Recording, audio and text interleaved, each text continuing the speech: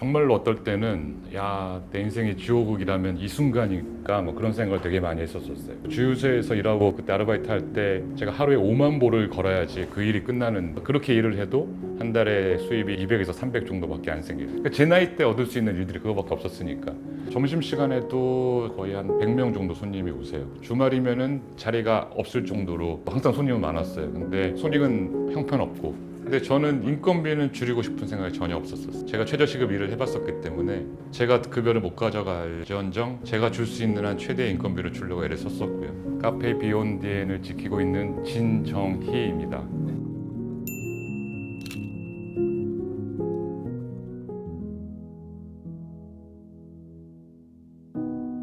저는 대학 졸업하고 대덕 연구단지에서 연구원으로 한 10년 근무했었고요. 우연한 기회에 본사로 와서 신사업 개발하는 담당하는 업무를 하다가 뜻하지 않게 사표를 내고 나와서 제 사업을 했었습니다.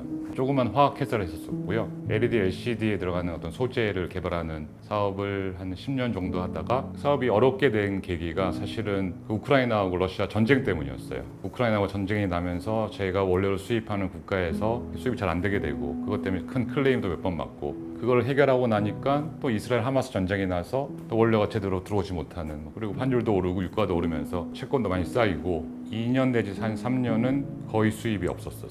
겨우겨우 그냥 버티고 있었는데, 거기서 돌파구를 찾으려고 애를 정말 많이 썼는데 돌파구를 찾으려면 찾을수록 더 약간 늪에 빠지는 듯한, 그리고 사실은 너무 지쳐 있었고 정신적으로나 육체적으로 너무 지쳐 있었고, 그런 시간들을 한 2, 3년을 보냈었죠. 점점 더 어려워서 거의 접을 수밖에 없게 되었죠.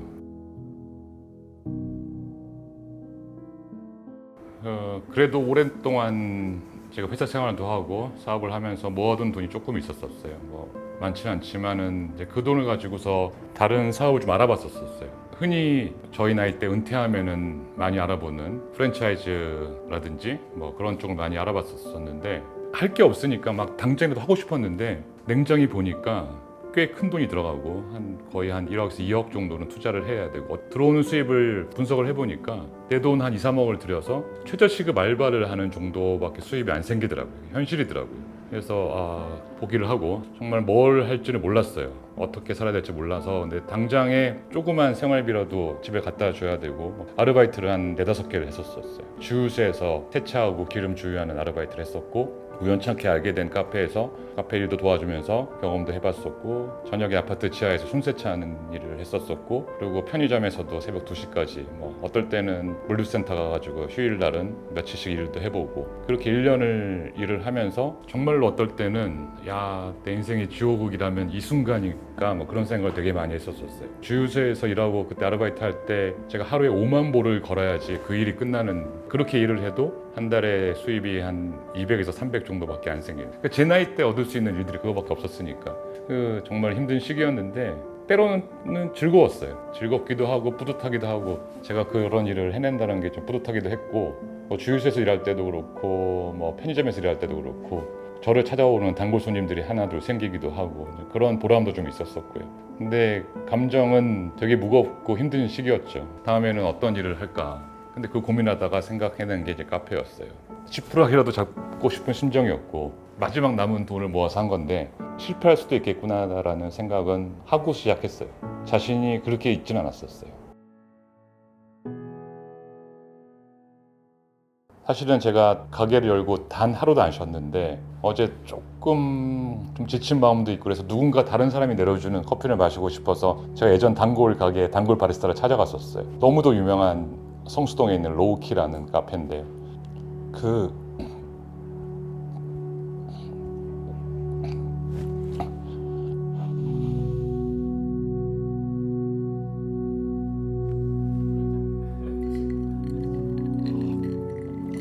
거기 제가 정말 좋아하는 바리스타가 한 명 계세요. 그 조주희 바리스타라는 친구인데, 그 친구가 내려준 커피 마시고, 사실은 저 올 3월에 아버지가 돌아가셨는데 제 어머니 아버지하고 휠체어를 끌고 아버지를 모시고 그 성수동을 자주 갔었어요. 어머니가 좋아하는 식당도 있고, 그래서 그 거리도 밟고 하니까. 근데 제가 휠체어를 밀고 거길 지나가면은 그 조조이 바리스타가 제가 지나가는 걸 보고서 항상 창가에서 손 흔들어주고 밥 먹고 돌아올 때쯤에 커피 한 잔을 시키면은 저희 어머니 아버지를 위해서 음료를 따로 만들어주고 그렇게 기다리고 있던 친구예요. 그래서 어제 그 친구가 보고 싶어서 그 친구가 내려주는 커피를 마시고 싶어서 갔었는데 너무 행복했어요. 그래서 바리스타라는 직업이 그냥 커피 한 잔을 내려주고 뭐 가벼운 스몰 토크 대화를 할 수 있는 그런 정도의 직업일 수도 있지만 정말 누군가에게 진정한 위로를 줄 수 있는 그런 직업이지 않나. 제 인생 커피는 그 조주희 바리스타가 내려주는 그 커피가 제 인생 커피입니다.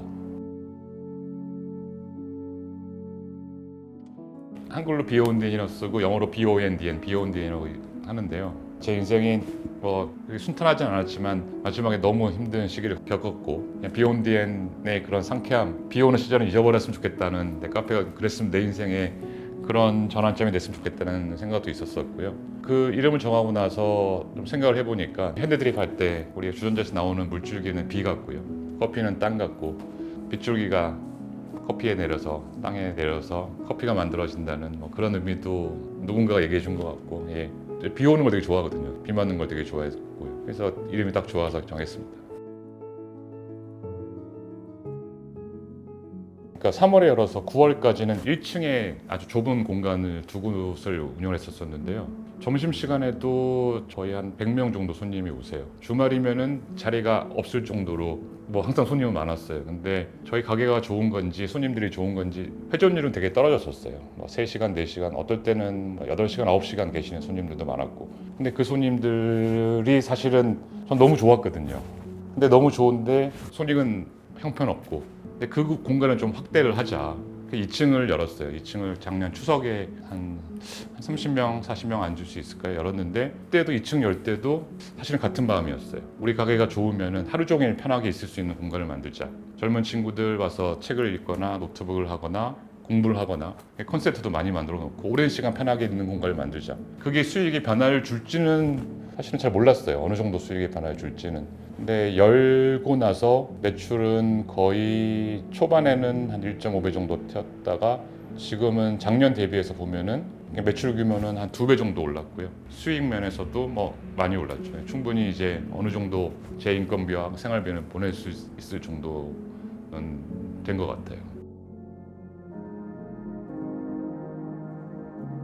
우선은 카페 운영하는데 기본적으로 들어가는 돈이 있잖아요. 원두라든지 우유라든지 종이컵이라든지 정확히 그냥 사실을 말씀을 드리면 한 달에 한 원두 가격하고 이런 소모품 사는데 한 500~600만 원 정도가 들어가요. 제가 저희 직원들 인건비가 한 500 정도 나가고요. 임대료하고 관리비하고 전기료 하면 또 한 400~500 나가고요. 그리고 여러 가지 또 사야 될 것들이 있으니까 기본적으로 한 달에 1,500에서 한 1,800 정도는 비용으로 나가거든요. 근데 한 달에 1,500만 원에서 1,800만 원을 팔기가 한번 잔수를 계산해 보시면 나오실 것 같아요. 또 비용을 줄일 수도 있겠지만은 그게 쉽게 줄어지지가 않는 거고 그래서 제가 처음 한 6개월 동안 돈을 못 벌었던 이유가 그 이유였던 것 같아요. 근데 저는 인건비는 줄이고 싶은 생각이 전혀 없었어요. 제가 최저시급 일을 해봤었기 때문에 저희 직원들은 최저시급 주기가 싫어서 제가 급여를 못 가져갈지언정 제가 줄 수 있는 한 최대의 인건비를 주려고 애를 썼었고요. 그걸 알아주는 친구들이 지금 남아 있고요. 떠난 친구들도 있지만 약간 객기처럼 계속 그거를 지키려고 애를 쓰고 있고요. 사실은 저희 가게 운영하는데 제일 중요한 사람들은 손님도 아니고 저희 직원들이에요. 항상 저희는 밥을 같이 먹어요. 가게를 열고 나서 오늘까지 한 번도 어긴 적이 없어요. 그거를 지키기 때문에 저희 가게가 잘 될 수 있었던 거 생각해요. 정말로 직원들이 저보다 더 열심히 일을 하고 저보다 저희 가게를 더 사랑해요. 그건 맞는 것 같아요.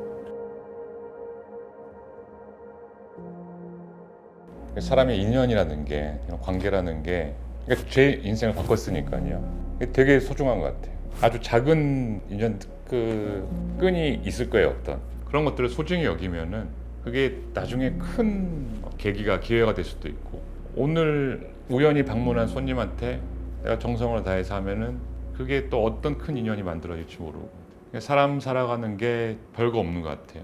자기 작은 인연들 소중히 여기고 그렇게 살면은 큰 행복은 아니어도 조그만 기쁨들이 찾아오는 것 같아요. 인생 하루하루 큰일 없이 그냥 내가 갈 곳이 있고 같이 저녁 먹을 수 있는 식구가 있고 가끔 연락할 수 있는 친구가 있고 그 정도면은 참 행복한 사람 아닌가.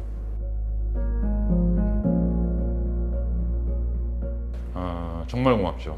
정말 너무 감사하고 계속 긴 시간 동안 지켜볼 거예요. 우리 어린 친구들은 커가는 모습을, 저랑 비슷한 연배들은 서로 늙어가는 모습을, 서로 변해가는 모습을, 세상에 이런 친구들을 다시 만날 수 있을까 할 정도로 좋은 분들이 너무 많아서 정말 너무 고맙고, 다들 제 걱정을 너무 많이 해줘요. 이러다가 어떻게 되는 거 아니야, 쓰러지겠다 할 정도로 걱정을 많이 해주시는데, 건강 잘 챙기면서 오랫동안 가게를 할 거니까 그동안 보내주셨던 그런 성원과 사랑 너무 감사하고요. 그거를 긴 시간 동안 조금씩 갚아 나가겠습니다.